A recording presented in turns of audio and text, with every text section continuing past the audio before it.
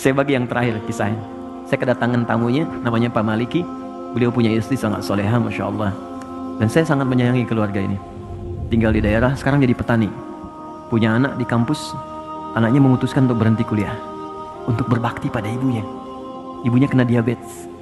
Dan sudah berpengaruh pada organ, jadi mata udah nggak bisa melihat jelas, telinga sudah tidak bisa mendengar dengan baik, dan gigi sudah mulai copot.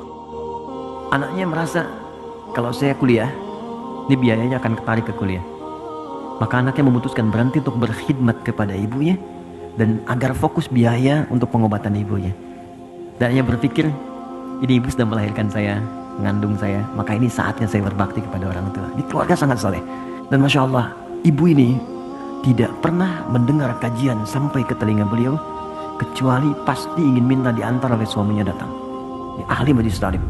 Walaupun dalam keadaan sulit akan minta digendong. Pak, tolong antarkan. Antar pakai motor dan sebagainya.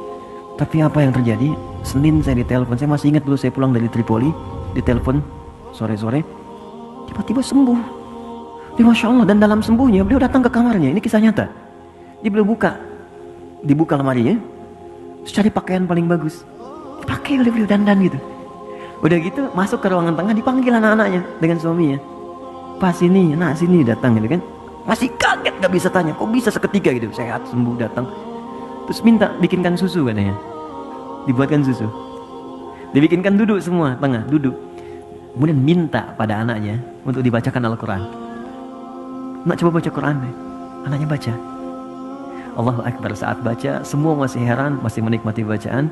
Tiba-tiba tangan yang menggenggam anak dan suami itu menjadi kaku. Ternyata saat dibacakan Quran itu, beliau sudah pulang menghadap kepada Allah Subhanahu wa Ta'ala.